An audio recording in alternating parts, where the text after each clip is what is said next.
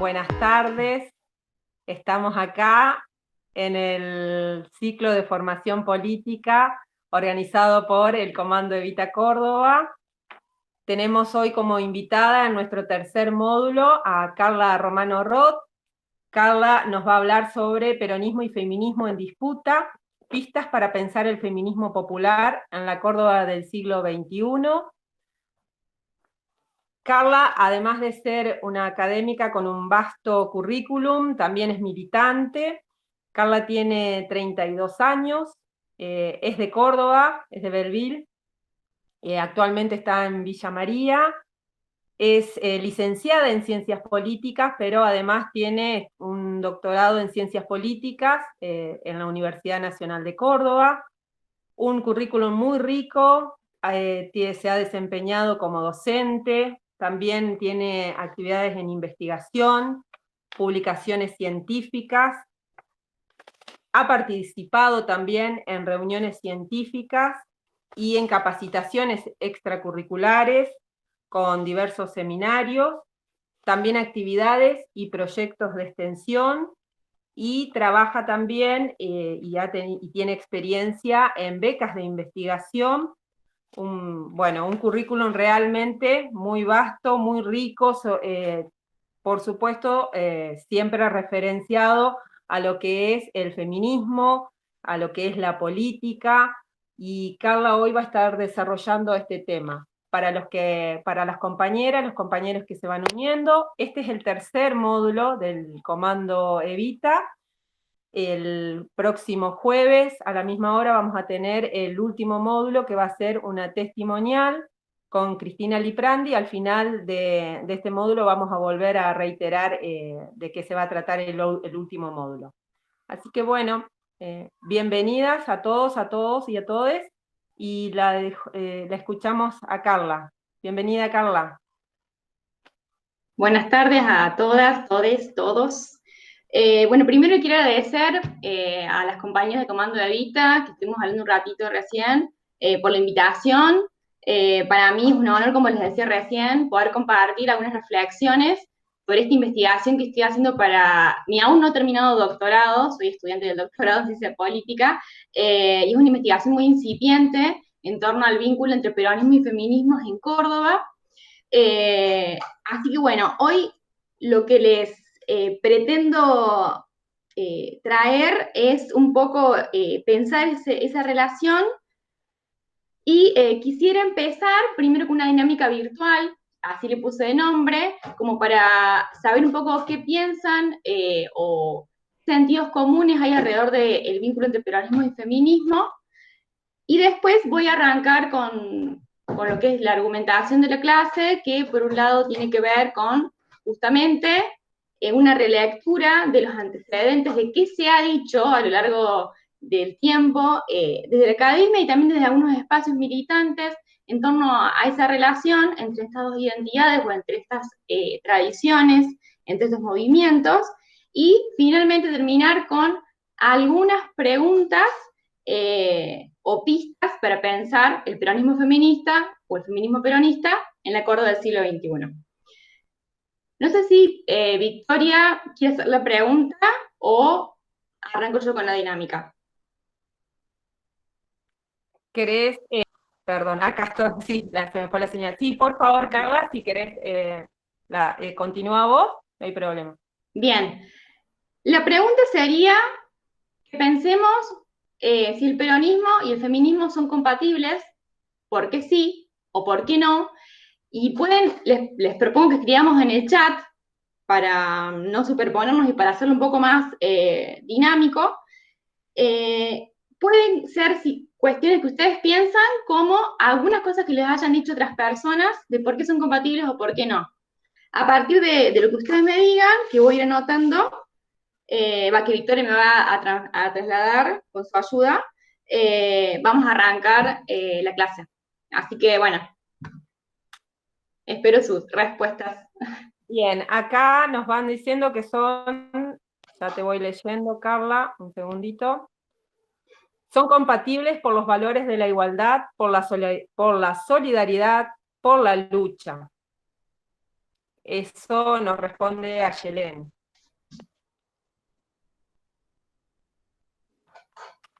No sé si alguien más. Y el feminismo aporta horizontalidad.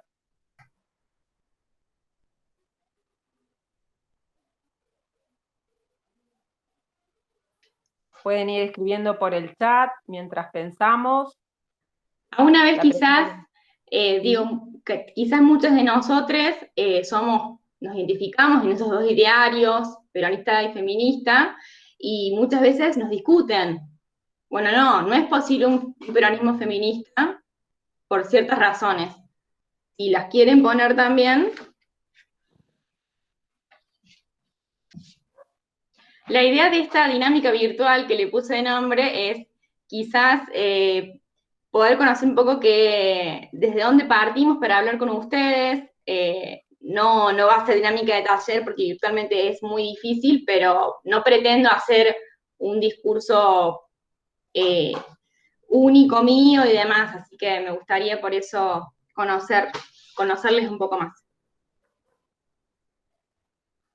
Bueno, podemos entonces ir aportando por el chat lo que pensamos respecto a la pregunta que nos hizo Carla. Con total tranquilidad, compañeras, compañeros, vayamos por ahí expresándonos. Esto no nos está Creo, tomando examen Carla, sino que es justamente una dinámica para más desestructurada, si se quiere.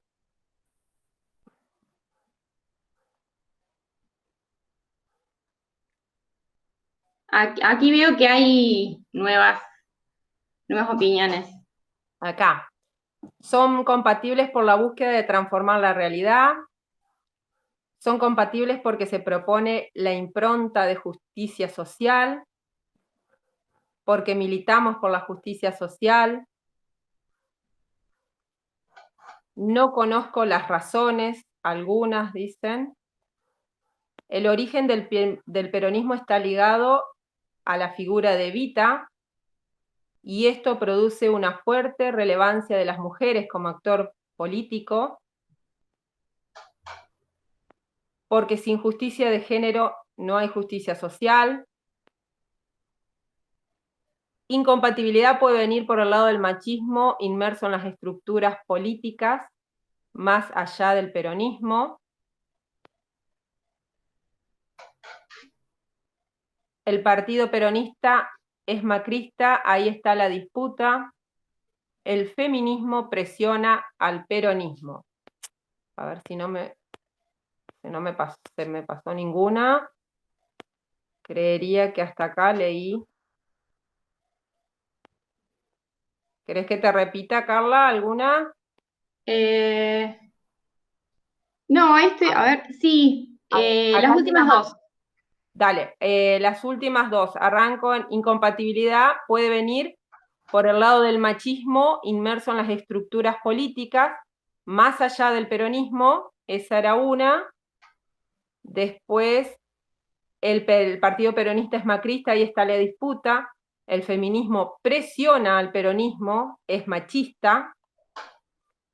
Después otro comentario, a Yelena ahí se suma a su comentario anterior, pero para mí son totalmente compatibles. Y es más, creo profundamente en la posibilidad de deconstrucción por parte de los compañeros peronistas que invitan a cambiar lo que está mal. Bien, bueno, a ver, bueno. Sí, estarían leídos todos los comentarios. Perfecto. Bueno, Porque acá uno más, Carla, el partido peronista es macrista en Córdoba. Bueno, ese es el último comentario. bueno, yo les voy a contar dos argumentos que me dijeron dos varones peronistas sobre por qué el feminismo y el peronismo no eran compatibles. Uno me dijo que era porque Evita odiaba a las feministas, entonces no hay posibilidad de vincularlos. Y otro compañero me dijo que los liderazgos masculinos en el PJ inhabilitan la posibilidad de pensar un feminismo dentro del peronismo, siendo que la única líder reconocida o legitimada dentro del peronismo es actualmente Cristina Fernández de Kirchner. Esos fueron los dos argumentos. Ahora bien, vamos a leer un poco qué se ha escrito sobre este vínculo y les voy a proponer, por un lado voy a decir algunos datos históricos, retomados por supuesto, de historiadoras, que son la mayor parte de los textos disponibles en torno a este vínculo. Luego hay compañeras politólogas como yo o sociólogas que retoman también la cuestión, pero son la minoría. Generalmente se lee desde la historia de las mujeres, que es un área de la historia medianamente joven, se podría decir, que me corrija si hay algún historiador o historiadora, pero creo que es medianamente reciente. Le voy a proponer desde una mirada politológica antiesencialista pensar al peronismo y el feminismo como nombres, como identidades que están abiertas, que no están cerradas en sí mismas, que están, son susceptibles de contaminarse por otras identidades y siempre hay que leerlas en un cierto contexto político, en un contexto discursivo concreto, ¿no? Estas lecturas que voy a hacer de las producciones que empiezan, por supuesto, con el surgimiento del peronismo hasta el siglo XXI, muchas de ellas parten de una lectura que no es la misma, sino que plantean a las identidades como sustancias, como si yo pudiera definir una esencia peronista y una esencia feminista. Vamos a discutir con esa idea, vamos a discutir con las identidades como estancas, como cerradas en sí mismas, y las vamos a pensar en un contexto discursivo más amplio. ¿Cualquier cosa puede ser peronista o cualquier cosa puede ser feminista? No. Estos nombres tienen una historia, pero ¿qué vamos a decir? Que los significados que tienen, que son diversos, es decir, hacia dentro del peronismo y hacia dentro del feminismo, que los podemos tomar como movimientos, como doctrinas, como tradiciones, hacia adentro hay disputas por definir qué significa ese nombre. Partiendo de eso, les cuento que una de las claves de lectura más común en la bibliografía es aquella que se para en pensar en la reproducción y en la ruptura respecto a qué. Piensan cuánto el peronismo rompió o cuánto el peronismo es reproductor en torno a la figura de la mujer como madre y esposa en el hogar. Es decir, a la figura tradicional de las mujeres. Y en torno a esa clave de lectura vamos a ver que se empieza a repetir a lo largo del tiempo, voy a empezar a hablar en diferentes periodos históricos respetando las lecturas que hacen las diferentes autoras. Entonces vamos a ver el surgimiento del peronismo, décadas 40 y 50, la resistencia peronista, décadas del 60 y 70, la transición a la democracia, década del 90 y finalmente el siglo XXI. Como dice, por ejemplo, la historiadora Valobra, las lecturas que empiezan a vincular peronismo y feminismo son muy recientes, son muy novedosas y son, podríamos decir, del último siglo. En tanto, lecturas que los ven como identidades capaces de articularse entre sí, capaces de convivir con sus tensiones, por supuesto, con sus disputas, pero que no la ven en tanta oposición. En ese sentido, hay un acuerdo en el surgimiento del peronismo, este primer apartado, digamos, de la lectura. Con el surgimiento del peronismo, hay unos acuerdos en las autoras que es pensar al maternalismo político como el discurso más dominante en el contexto de los 40 y los 50. Y también en que el peronismo fue el primer partido político que movilizó masivamente a las mujeres, aunque las haya convocado en tanto madres y esposas, y además que las convocó en tanto mujeres del pueblo, en contraposición a las mujeres de la oligarquía, ¿no? Aquí empieza a aparecer la dicotomía pueblo-antipueblo, de alguna manera dejando su huella en lo que fue la militancia peronista femenina de su surgimiento. Hay recién hablábamos con las compañeras antes de que se sumaran los demás, de que hay ciertas lecturas que pecan de visiones muy sesgadas sobre la militancia femenina y que por ahí tienen que ver con hacer un hincapié muy fuerte en las intenciones de Juan Domingo Perón, de Evita, de pensar qué decían los legisladores y los legisladores varones durante el debate por la ley de derechos políticos, pero no así en los procesos de subjetivación política de aquellas mujeres que se sumaron a la militancia, ya sea en los centros cívicos femeninos, luego en las unidades básicas del Partido Peronista Femenino, o que ciertamente pertenecían a otros sectores sociales o políticos y adherían al peronismo. En ese sentido me parece muy interesante y hay que reconocer el esfuerzo que está haciendo el Comando de Evita por recuperar las experiencias de las censistas de aquella época, una tarea que nadie ha hecho y es realmente un vacío en el conocimiento. Como les decía, se empieza a pensar hasta qué punto el peronismo rompió con esa visión tradicional de la mujer y hasta qué punto conservó el lugar de la mujer. Y ahí es que, por ejemplo, hay una autora que me parece que tiene una visión bastante sesgada o no peronista, que da cuenta de ciertos prejuicios, que tiene que ver también con sus bases históricas, que, por ejemplo, hace hincapié constantemente en los liderazgos. Hay varias autoras que van a hablar de los liderazgos. El liderazgo de Evita, que es carismático, que es maternal, que es personalista.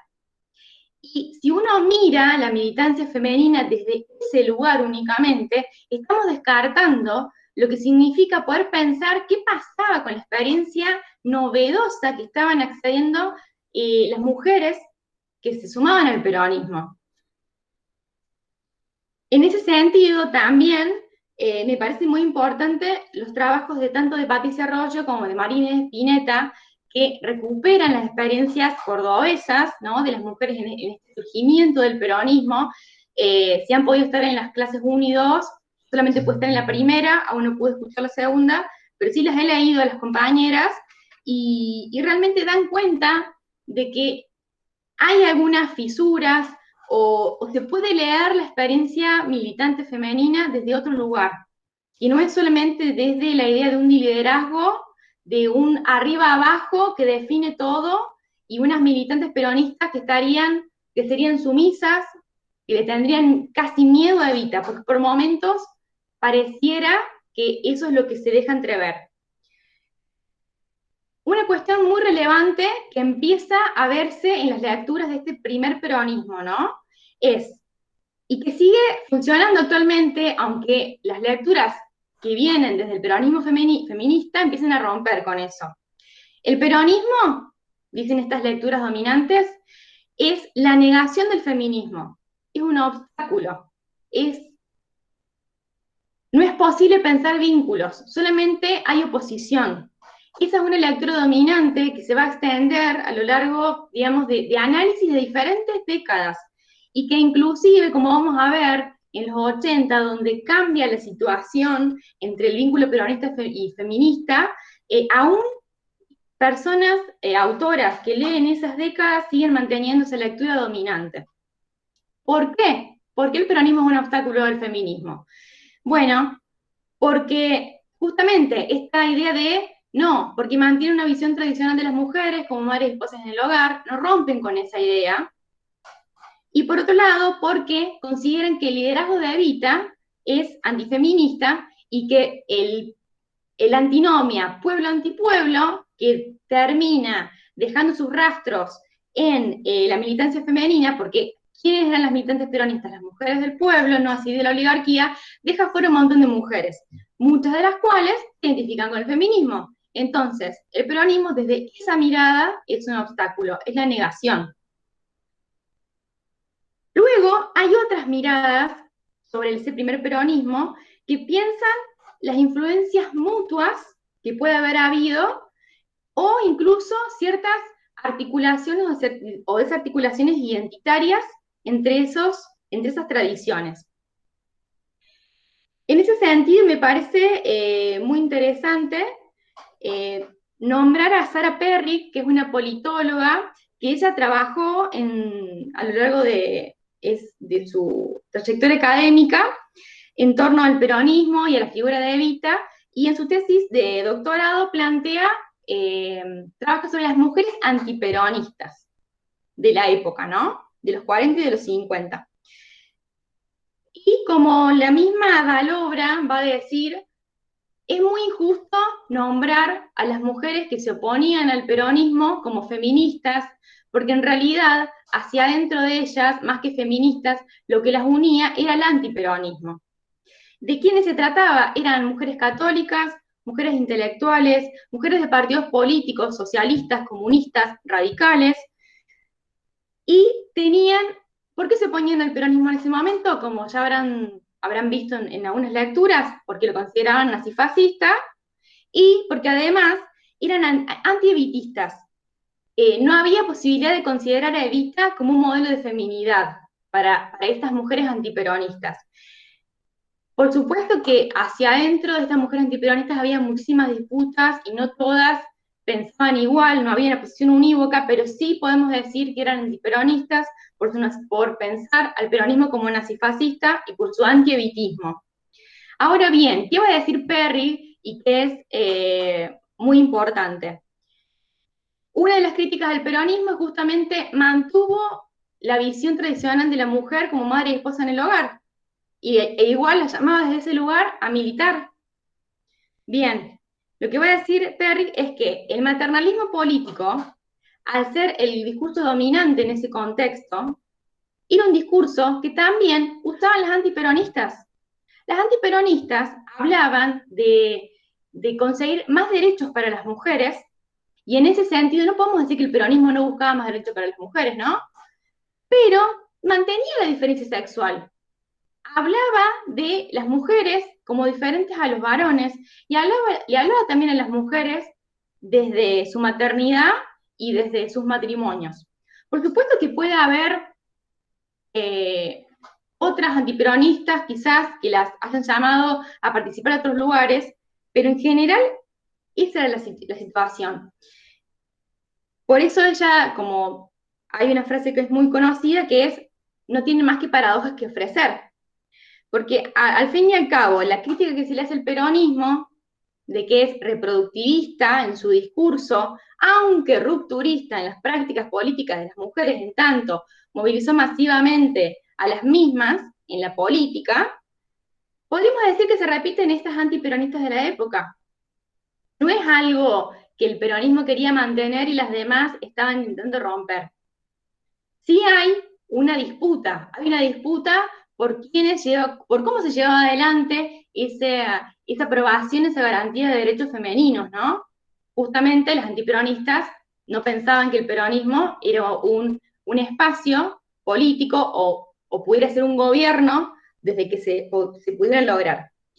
En ese sentido, hay estas lecturas que yo les decía de las influencias mutuas en contraposición a aquellas que piensan que no es posible.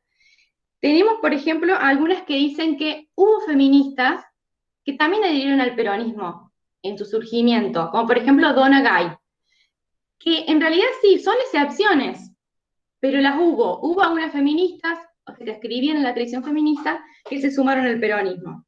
Y luego hay otras lecturas, como por ejemplo la de Natalia Martínez, que hace referencia a, desde esta misma lectura teórica política de que las entidades están abiertas, que hay que pensarlas en un mismo contexto discursivo, de alguna manera, al aprobarse la ley de derechos políticos, al convertirse Evita en la voz cantante del movimiento peronista femenino, al convertirse en una figura tan relevante a nivel político como en la historia, podríamos decir, del mundo, en esa época una mujer no tenía, las feministas se ven como desplazadas y tienen que comenzar a ver, las feministas, o podríamos decir las antiperonistas, se ven desplazadas de ese lugar militante y tienen que empezar a ver, bueno, desde qué otros lugares vamos a participar nosotras. Ahora bien, cuando pasamos a la época de la resistencia peronista y a las décadas 60 y 70, perdón, Por un lado, podríamos decir que las experiencias en la resistencia peronista, sus lecturas son escasas. Las que hay refieren justamente a los homenajes que le hacían a Evita, a la participación de las mujeres en periódicos, en semanarios de la época, y hay algunas lecturas que son, vuelvo a decir, le digo yo no peronista o antiperonista quizás, que por ejemplo planteaban que habiendo fallecido Evita en el 52, estas mujeres en la resistencia peronista empezaban a tener una trayectoria novedosa en la militancia que antes les fue vedada. Creo que esas lecturas parten de ciertos prejuicios de lo que significó la militancia peronista femenina, y vuelvo a lo mismo, perdón si soy repetitiva, pero quiero que quede claro, hay muy pocos trabajos que refieren a los procesos de subjetivación política de esas militantes, las militantes de base, las censistas, las subdelegadas del Partido Peronista Femenino. En vez de pensar en qué pasaba con esas militantes, se hace una lectura desde arriba, desde discursos y obviamente con una mirada antiperonista, que da como resultado este tipo de lecturas. Luego, en lo que es en la década del 60, como más o menos pueden llegar a saber, empiezan a aparecer cuestiones muy novedosas para las mujeres a nivel mundial, las mujeres comienzan a participar ampliamente en cada vez más espacios. En 1975 la ONU declara el Año Internacional de la Mujer. ¿Y en qué se concentran las lecturas que piensan peronismo y feminismo en los 70? Estas lecturas van a pensar a las mujeres en las organizaciones armadas, ¿sí? No van a pensar tanto a las mujeres en el Partido Justicialista. Recordemos, en el 52 fallece Evita y a pesar de los intentos repetitivos de seguir llevando adelante el Partido Peronista Femenino, en el 54 Perón decide transformar ese PPF en la rama femenina, ¿sí? Del PJ. Estas lecturas de los 70 no piensan al PJ o a las mujeres en el PJ, en la rama femenina, sino que más bien hacen hincapié en las organizaciones armadas, en lo que en ese momento se denominaba tendencia revolucionaria del peronismo, y que no era una posición dominante, ¿sí? Era una posición más bien relegada. Se trataba justamente de, o fundamentalmente los análisis hacen referencia a dos agrupaciones, que son la agrupación Evita, que se llamaba Agrupación Evita de la rama femenina de Montoneros. Y la otra es el Frente de Mujeres del PRT-ER. ¿Sí? A partir del análisis de esas dos organizaciones es que las autoras intentan ver algunos vínculos, o uno podría, desde mi lectura, voy viendo qué dicen de feminismo y de peronismo, o de ese vínculo. En ese sentido, ese vínculo parece como central en esas lecturas. ¿Por qué? Porque ese es el momento en el que surgen un montón de organizaciones feministas en Argentina y empiezan a querer vincularse con las políticas. Es decir, comienza a darse un debate entre feministas y políticas. Las políticas eran aquellas que participaban de partidos políticos y las feministas las que lo hacían en organizaciones únicamente de mujeres. También se daba un fenómeno que se denominó la doble militancia, que eran aquellas que eran tanto que participaban de organizaciones feministas como de organizaciones políticas, ¿no? Aunque las autoras dicen que en general se priorizaba el partido político. En ese sentido, podríamos decir que este vínculo que se pudo haber dado en los 70, si pensamos peronismo y feminismo, fue el que se dio en las organizaciones armadas, ¿sí? No en el PJ ni en la rama femenina del PJ. De hecho, hay autores que plantean similitudes en la organización política entre la agrupación Evita de Montoneros, el Frente de Mujeres del PRT-ERP y las organizaciones feministas, como por ejemplo los encuentros de concienciación feminista que se llamaban en esa época, o incluso los encuentros políticos de mujeres. Bien, También se plantea en esa época, y que después es discutido por alguna autora, pero es bastante dominante esa lectura, que en las organizaciones armadas, las mujeres, o los militantes en general, los compañeros varones y las compañeras mujeres, priorizaban las cuestiones de clase antes de que las cuestiones de género. Entonces se les critica de alguna manera no haber militado ciertas demandas más provenientes del feminismo o más vinculadas a las cuestiones de género. Eso después es discutido por algunas autoras. ¿Por qué? Porque, por ejemplo, estas compañeras de las Fuerzas Armadas peronistas, junto a otras, ¿no? Porque estamos hablando de la tendencia revolucionaria adentro del peronismo, una izquierda que era más bien minoría, pero también tenemos organizaciones de izquierda de otras fuerzas políticas, ¿no? Que empiezan a plantear, por ejemplo, una maternidad social, dejando atrás de alguna manera esa maternidad en el espacio privado de la casa. Bien, hay un análisis muy importante, dos textos que no sé si las compañeras de Comando Evita estarán al tanto, pero estaría bueno quizás contactarla, a Noguera, Ana Laura Noguera, ¿la conocen? Bien. Bueno, que ella justamente habla de Córdoba, ¿de qué pasaba acá en Córdoba? ¿Por qué? ¿Qué dicen algunas autoras que hacen una lectura nacional? Por eso la importancia de leer subnacionalmente o localmente las experiencias, ¿no? Estas autoras, cuando leen a nivel nacional, dicen que la rama femenina no era importante para las definiciones hacia dentro del peronismo. ¿Qué va a decir Noguera? No, en Córdoba, en la década del 70, sí eran muy importantes y las mujeres tenían un montón de participación en los debates político-ideológicos, desde la rama femenina. En ese sentido, ¿por qué la agrupación Evita de Montonó se llamaba agrupación Evita de la rama femenina? ¿Por qué? Porque esas mujeres querían disputar a la rama femenina un espacio que ellas consideraban que estaba burocratizado, enquilosado, que era conservador. Bien, acá vamos con otra idea central, pensando en esta época. Comienzan a haber tensiones entre las mujeres porque pertenecen a diferentes líneas de peronismo. Si decimos que el peronismo es un nombre, bueno, encontramos que hay diferentes tradiciones de mujeres peronistas y que la rama femenina comienza a ser disputada. Incluso si adentro de la rama femenina, más allá de las organizaciones armadas, hay algunos textos que brevemente señalan que había una disputa entre aquellas mujeres que respondían a un liderazgo de Evita, las llamadas evitistas, y aquellas que consideraban que Isabel era, o María Estela Martínez de Perón, era la líder del movimiento peronista femenino. Entonces tenemos hacia adentro de la rama femenina incluso una disputa entre evitistas y isabelistas.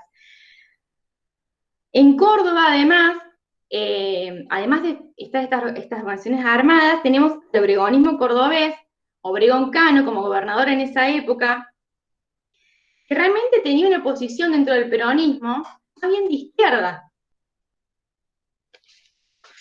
Que eso no, podemos decir que no pasaba en todas las provincias. Otra idea central, entonces.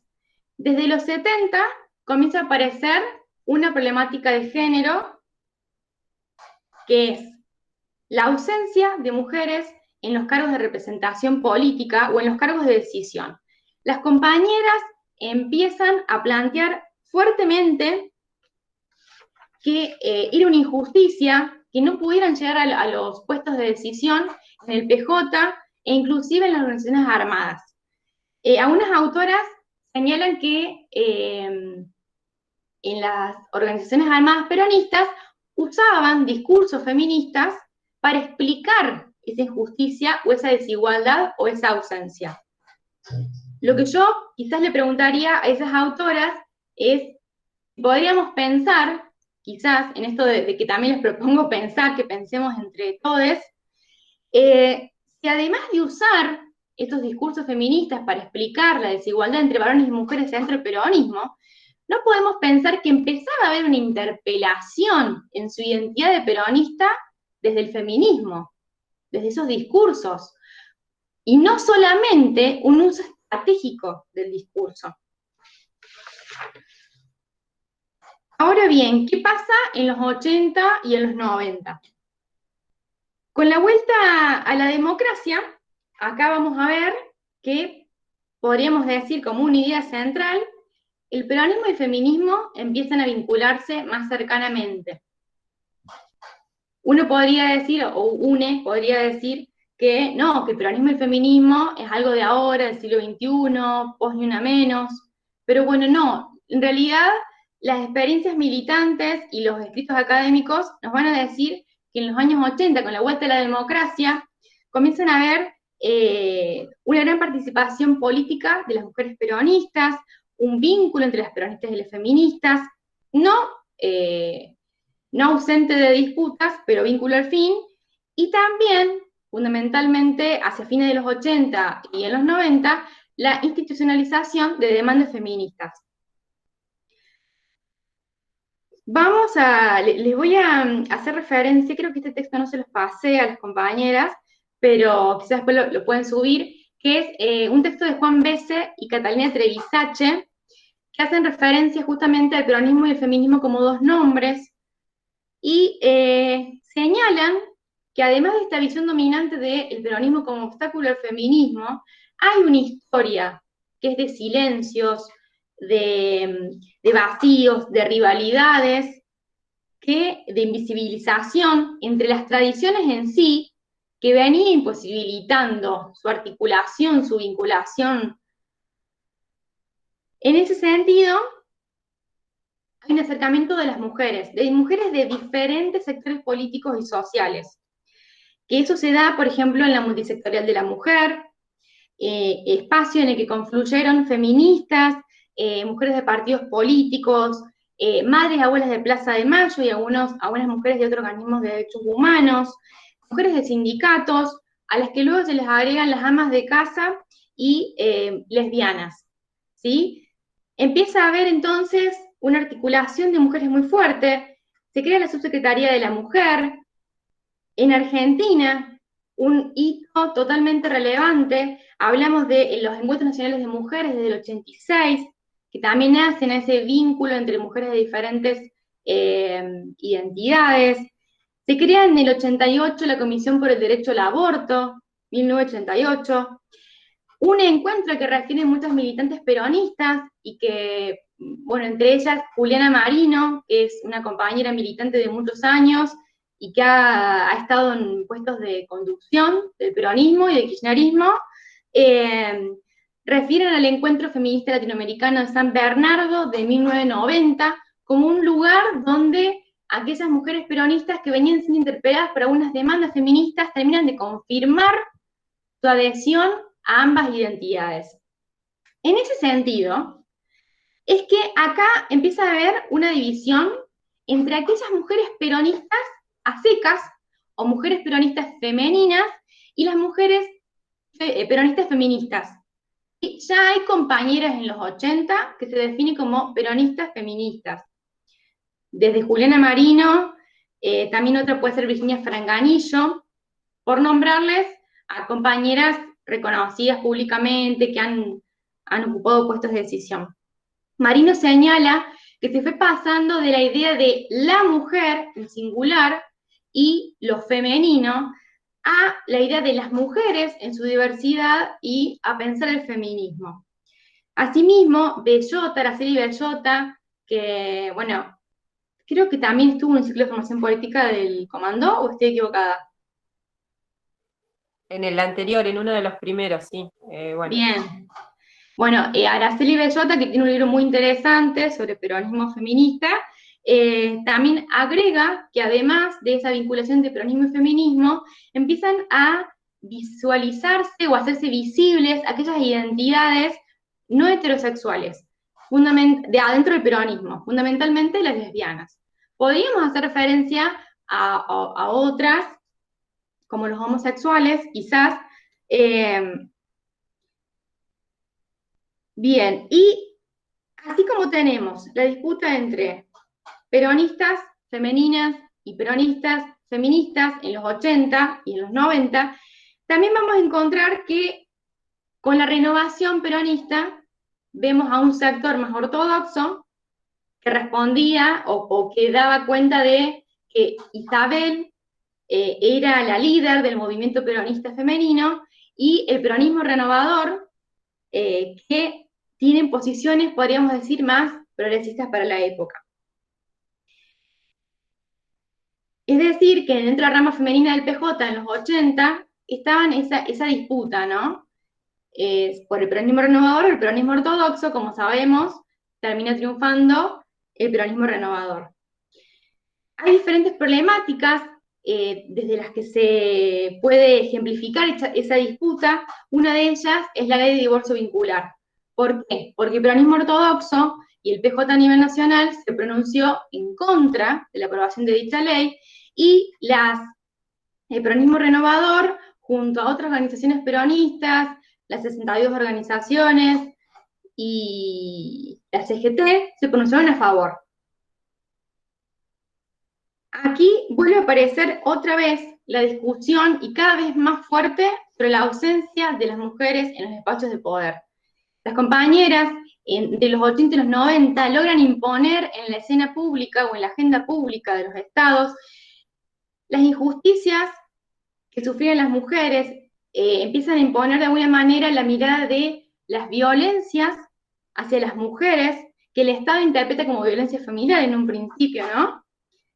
Y además, en ese camino, digamos, donde ciertas demandas históricas del movimiento feminista comienzan a ponerse en la escena pública, en un contexto donde las mujeres se vinculaban entre sí, como ya les nombré, en estos diferentes espacios políticos, vuelven a decir las peronistas, no estamos representadas en los lugares de decisión.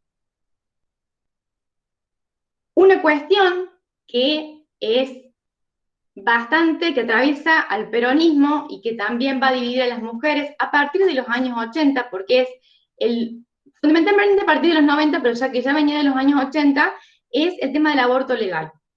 ¿Por qué? Porque en los 90 Menem intentó sacar una cláusula en torno al aborto legal en la que se iba a penalizar en todas las causales al aborto. Frente a la lucha de un movimiento de mujeres y feministas que cada vez venía siendo más fuerte, lograron que Menem no sacara esa cláusula, ¿sí? Pero eso no implicaba que hacia dentro del peronismo el aborto legal fuera un tema o una problemática que era disputada. Además, también, justamente, decíamos peronistas femeninas y peronistas feministas. Otra disputa era qué vínculo tenía el peronismo con el feminismo, porque desde ciertas lecturas más conservadoras, podríamos decir, o más de peronismo ortodoxo, en esa época, veían imposible ese vínculo.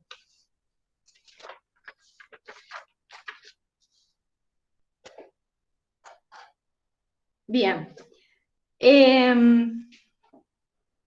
Como cuestiones muy relevantes en los 90 y que son un logro del movimiento de mujeres y feminista, dentro de las cuales están estas compañeras peronistas, podríamos nombrar al Consejo Nacional de la Mujer del 92, a la sanción de la ley de cupo del 91, al Plan de Igualdad de Oportunidades que se dio entre 1993 y 1995.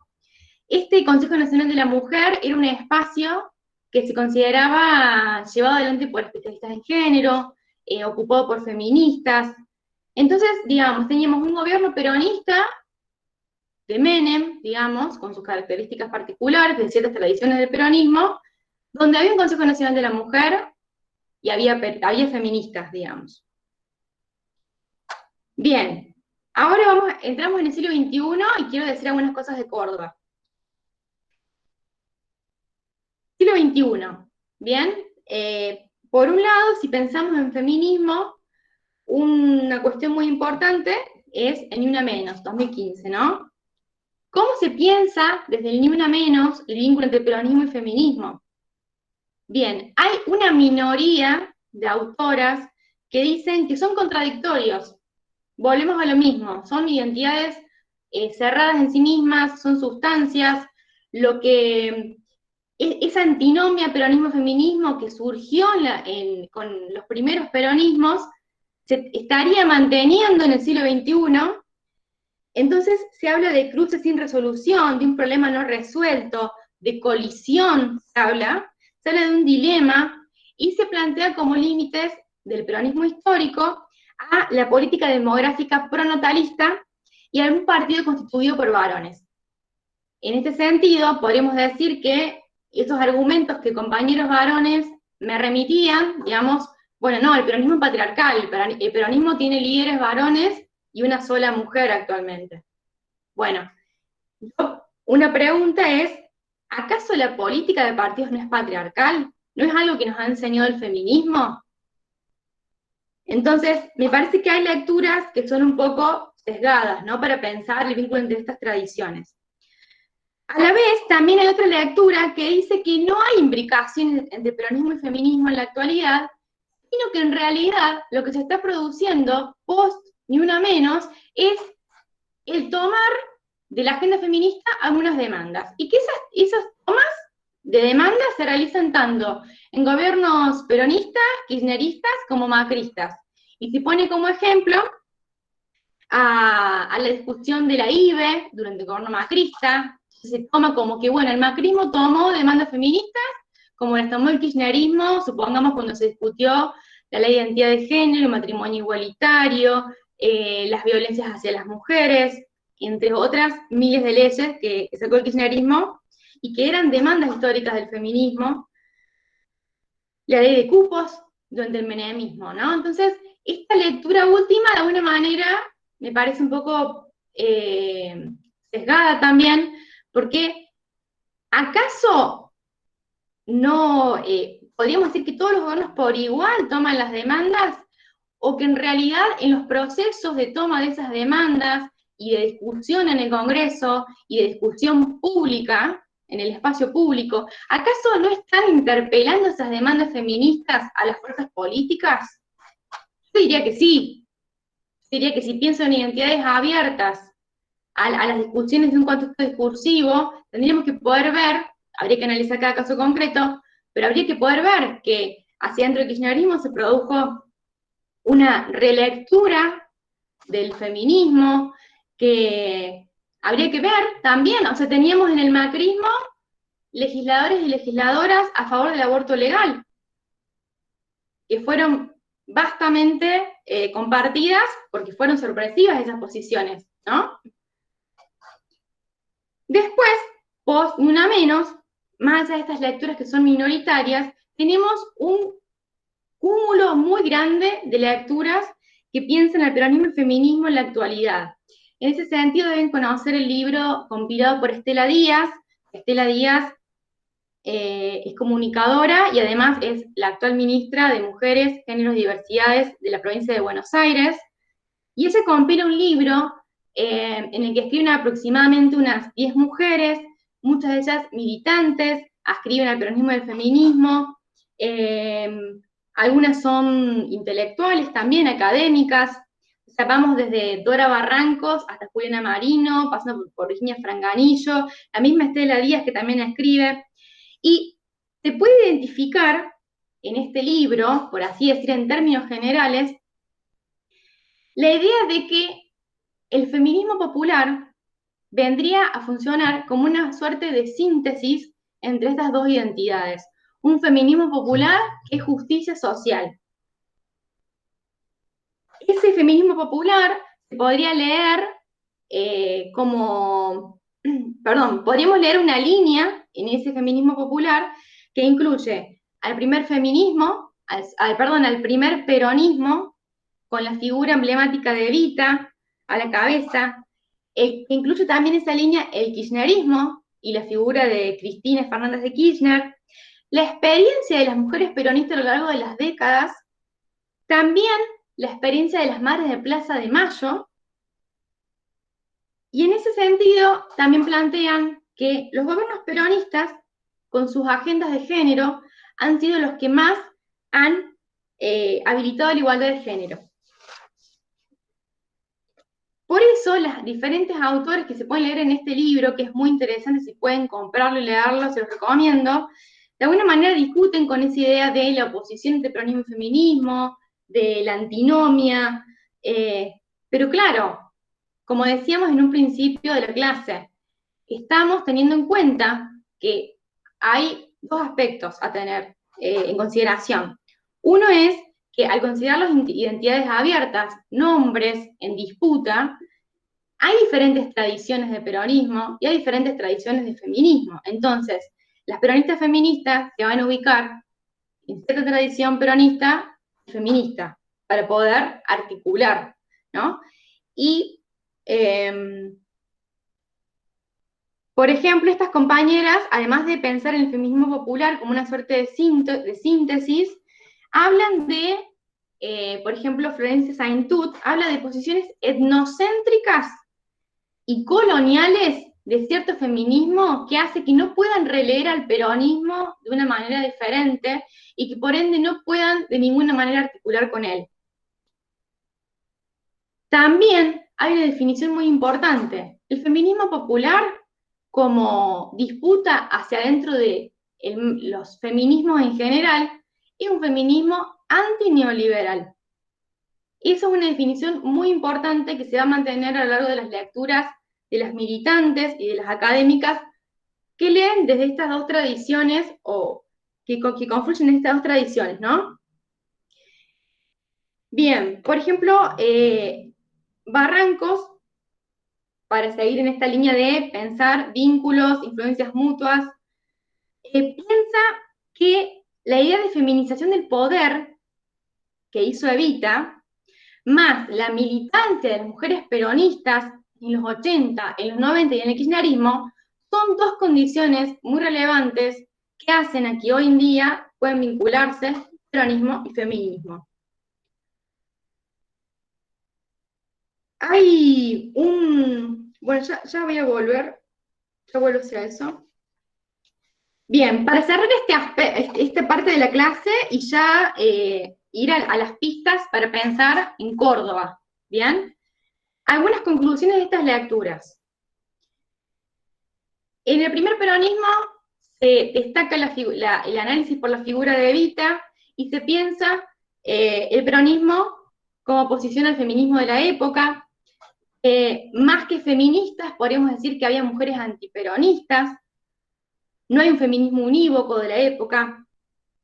En la resistencia peronista no se habla de feminismo, no se hace referencia al movimiento feminista, pero sí ya en los 70, donde se empieza a decir que hay ciertos discursos feministas que empiezan a permear en las mujeres que militaban en las organizaciones armadas en general y en las peronistas en particular.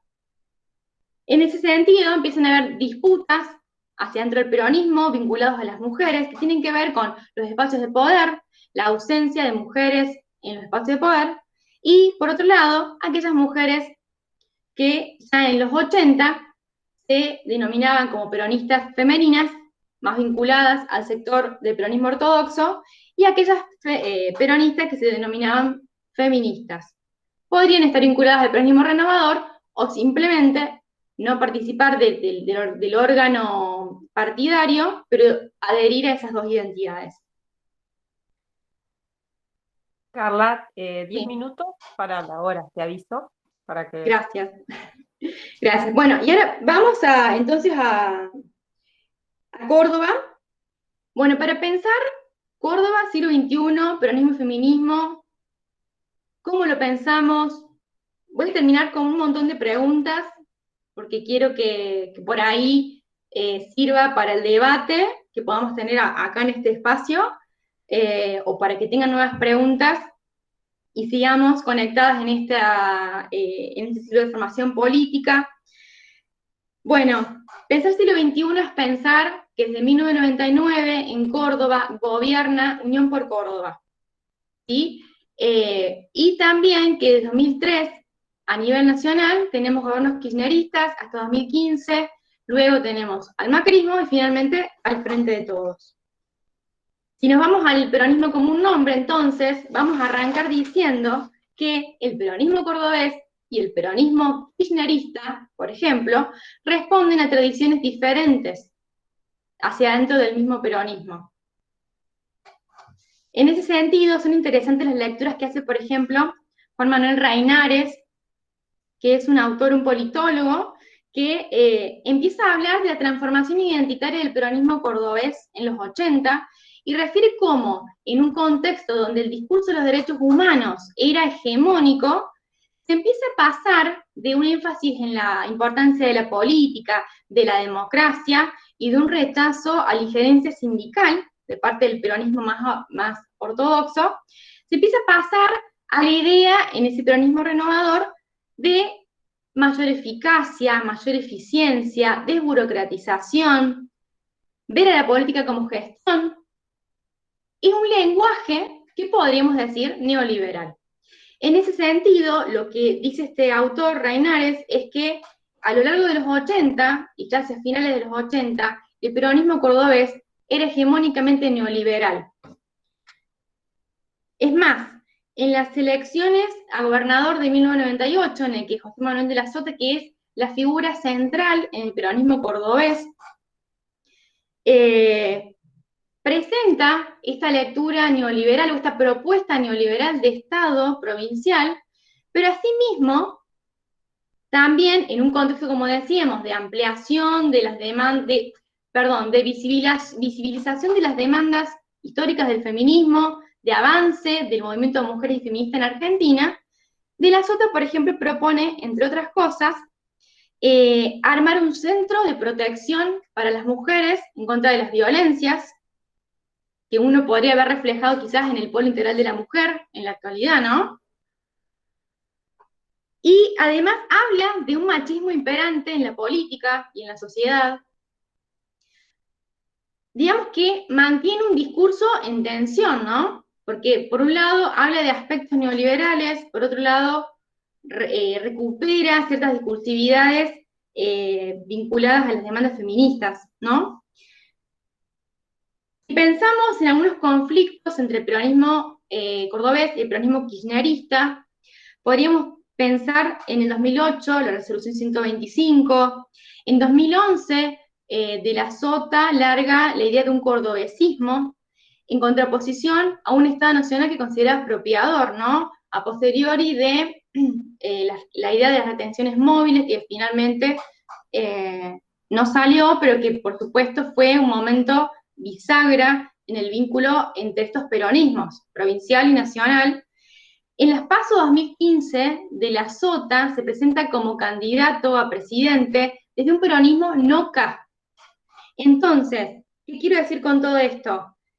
Hay una disputa por el peronismo. ¿Por qué es el peronismo? Y es clarísima cuando pensamos a Córdoba y a Nación, ¿sí? En el siglo XXI.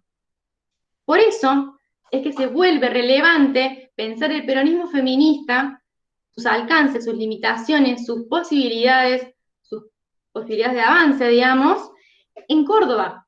Porque además, en Córdoba no tenemos un peronismo kirchnerista fuerte. ¿En qué sentido digo esto? Ahora voy a avanzar. Con el kirchnerismo hay un autor, Chávez Solca, que de alguna manera plantea que el kirchnerismo retoma la idea de democracia fuertemente, una democracia en las antípodas del liberalismo, o sea, en las antípodas de la democracia liberal, y retoma una retórica populista, más vinculada al primer peronismo, reivindicando la figura de Evita y anclando a ese peronismo en una tradición más amplia, que es la tradición nacional y popular. Además, recupera las experiencias de los jóvenes de los 70, por ende realizando algunos corrimientos en la identidad peronista, digamos. Y en ese sentido, podríamos hacer una lista larga de las diferentes leyes que salieron durante el kirchnerismo, que son producto, por supuesto, en parte de la lucha incansable del movimiento de mujeres y feminista argentino, pero también había una voluntad política de llevar adelante esas luchas. Luego, aquí quiero referir al trabajo de Mercedes Barros y Natalia Martínez, que ellas hablan justamente de un devenir popular de los feminismos. Ellas señalan que el vínculo que tuvieron las feministas y las mujeres de otros espacios políticos como los peronistas en los 80 con los organismos de derechos humanos, principalmente con madres y abuelas, las dejó atadas luego a ciertas situaciones que pasaron durante el kirchnerismo. Es decir, el kirchnerismo incorpora, diría una autora, a las tres banderas del peronismo incorpora la bandera de los derechos humanos. Y en ese sentido empieza a reconocer demandas históricas de los organismos de derechos humanos a lo largo de los tres gobiernos peronistas, ¿no? Entonces, ¿qué sucede? Se vuelve necesario o sucede la posibilidad de releer al peronismo desde el kirchnerismo, con estos corrimientos, ¿no? De releer al feminismo y a las demandas históricas del movimiento hacia adentro del kirchnerismo, desde cierto peronismo, ¿no? Esta tradición peronista kirchnerista, y a la vez el mismo movimiento de mujeres y feministas comienza a hacer una relectura del peronismo encausada por estos gobiernos kirchneristas a nivel nacional. En ese sentido, lo que dicen estas compañeras Barros y Martínez es que, de alguna manera, se empieza a romper la dinámica peronismo-feminismo y empiezan a surgir ya sea frentes de agrupaciones que se adhieren a las dos tradiciones, como las que se dan en el caso del movimiento Evita, de la Jaureche, de la Cámpora, y eso se traduce en la provincia de Córdoba, no más allá que esté hablando a nivel nacional, hay una traducción hacia lo subnacional. Y además surgen otras organizaciones ya desde esos dos idearios, desde la articulación de esos dos idearios, peronistas y feministas, como son, por ejemplo, Mala Junta en Patria Grande, Mumala de Libres del Sur, la corriente poética y social La Colectiva, y podríamos nombrar, por supuesto, bien no es una organización política, sino más bien un colectivo, el Comando Evita, ¿no? Me dirán las compañeras si quizás estoy leyendo mal la cuestión. Ahora bien, durante el gobierno de Cambiemos,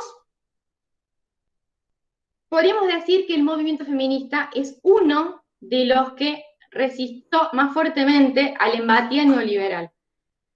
No queremos decir con esto que el neoliberalismo haya comenzado con el macrismo.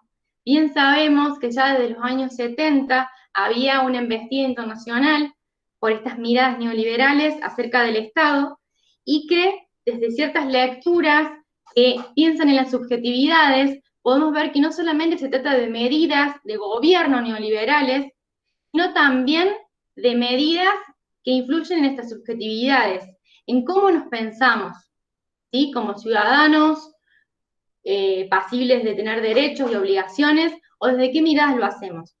En ese contexto, digamos, del neoliberalismo, es que se traduce en un peronismo renovador afín con ciertas lecturas neoliberales en los 80, un menemismo que podemos decir hace una lectura neoliberal del peronismo o lleva adelante un peronismo neoliberal.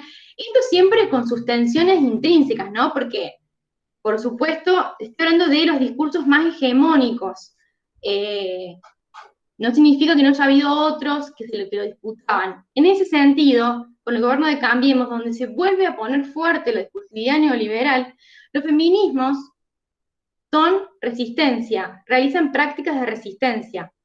Consignas nacionales como vivas, libres y desendeudadas nos queremos, el Estado es responsable, el ajuste es violencia, implicaban la oposición a una mirada liberal, neoliberal, que implicaba a un sujeto empresario de sí mismo, o empresaria de sí misma, de sí misma, y planteaba nuevamente la idea de un ciudadano sujete o sujeto, sujeta de derechos y con responsabilidad colectiva. Una autora que plantea esta cuestión muy relevante es Malena Nijenson, que les pasé a las compañeras el último de sus libros, para que lo subieron a la biblioteca que están armando desde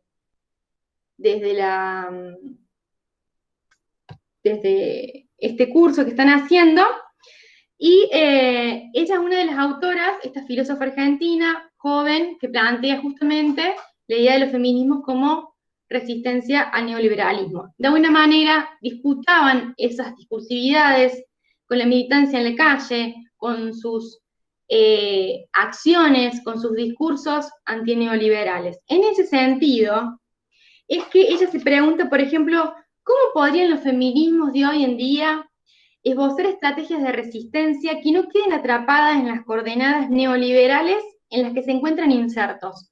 Porque si hay una realidad, es que todos estamos insertos en el neoliberalismo, entonces, ¿cómo lo disputamos? Y ella plantea que hay dos riesgos de la masificación del feminismo en un contexto neoliberal. Uno de esos riesgos es que haya un feminismo neoliberal. ¿Qué sería ese feminismo neoliberal?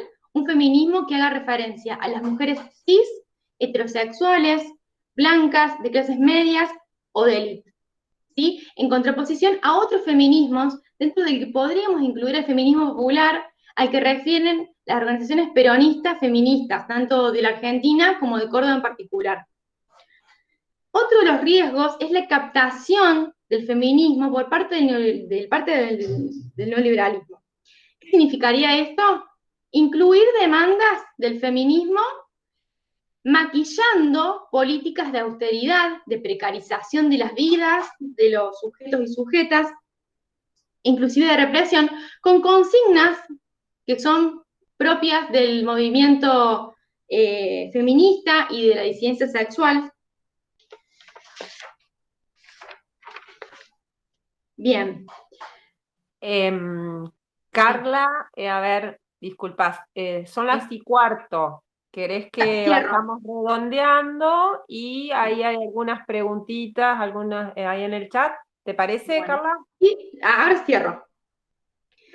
Bien, para dar cierre a la charla, señalar algunas cuestiones. Esta autora Nicholson, que la refería recién, esta filósofa argentina, ella refiere a un linaje que aún no tiene nombre, dentro de que incluye al peronismo feminista argentino, que habría que pensar su singularidad, ¿no?, en Córdoba, que es la idea de mi tesis, incipiente, y ella incluye ahí diferentes cuestiones. Habla de el primer peronismo, las figuras de Evita, la apertura del kirchnerismo, sus efectos políticos, sociales, económicos en la vida de los argentinos, la figura de CFK, las madres y abuelas de Plaza de Mayo. De alguna manera, este linaje que aún no tiene nombre y donde se puede incluir el peronismo feminista, podemos encontrar matices que discuten con el neoliberalismo. Entonces, podemos hablar de relecturas que se han hecho del peronismo y feminismo, fundamentalmente en los últimos años, que pueden dar cuenta de esta interpelación mutua entre feminismo y peronismo, o entre ciertas líneas de feminismo y peronismo que hacen que hoy sea posible pensar organizaciones que respondan o ascriban a esas dos identidades. En Córdoba hay muchísimas que lo hacen, aparte de, bueno, de las que ya nombré, Movimiento Evita, La Cámpora, La Jauretche, bueno, que ahora, hoy en día no existe más, pero en su momento lo fue, Pueblo Peronista, Mala Junta, Patria Grande, la Corriente Política Social, la Colectiva, las Muchachas Peronistas, también otras organizaciones como la JUP, la Juventud Universitaria Peronista, la JP Evita, Pueblo Peronista, se lo dije, otras peronistas, putos peronistas, y el Centro Trans Córdoba. Muchas de estas organizaciones se alían o se aliaron hasta ahora en momentos donde el macrismo funcionaba como adversario político, ¿no? Se unían conjuntamente desde un peronismo feminista, podemos decir, o de un feminismo peronista. Para cerrar, algunos interrogantes y ya termino. ¿Cómo disputa el feminismo peronista a otros feminismos? Dijimos que podríamos decir que el feminismo popular es antineoliberal. Bueno, ¿cómo disputa hacia adentro? ¿Hay tensiones hacia adentro del feminismo peronista cordobés? ¿Por qué? Porque hay muchos peronismos feministas que se vinculan con el peronismo cordobés, que, como dijimos, tiene algunos matices neoliberales desde su surgimiento, como fuerza política, Unión por Córdoba o Hacemos por Córdoba. ¿Qué tensiones hay hacia adentro de Unión por Córdoba, Hoy Hacemos por Córdoba? que puedan dar cuenta de la recepción de esas demandas feministas que vemos encausadas en diferentes políticas públicas que hoy en día son muchísimas. En esas políticas públicas se nombra a las mujeres. Bueno, ¿hasta qué punto se trata de un binarismo de género? Pensar cuáles son las limitaciones en Córdoba del peronismo feminista. Pensamos, no sé, en el portal de Belén. Recuerdan que durante 7 años, hasta fines de 2019, la ILE no pudo ser ejecutada porque el portal de Belén logró que se suspendiera, ¿no? Y bien, vamos con esto y cerramos y nada más. Bueno, Gracias. bien. Bueno, Carla, estamos en hora ya. Ha sido, la verdad, que un módulo muy rico. Nos has dejado esas ideas centrales bien definidas de todo lo que es el peronismo feminista y cómo se fue haciendo ese recorrido histórico hasta la actualidad. Así que, bueno, desde el Comando Evita Córdoba te agradecemos eh, este tiempo que nos has dedicado. Agradecemos a los participantes, a las participantes, a les participantes en este módulo. Y los invitamos, les invitamos a participar del último módulo que nos queda el jueves que viene, el jueves 26 de noviembre a las 18 horas. Ese módulo vamos a tener una testimonial con Cristina Liprandi sobre la toma de la Calera. Así que, Carla, Romano Roth, te agradecemos, muchas gracias y gracias por participar. Buenas Gracias tardes. a ustedes por el espacio y gracias a todos los que me escucharon. Muchas gracias. Nos vemos. Hasta luego. No dejaremos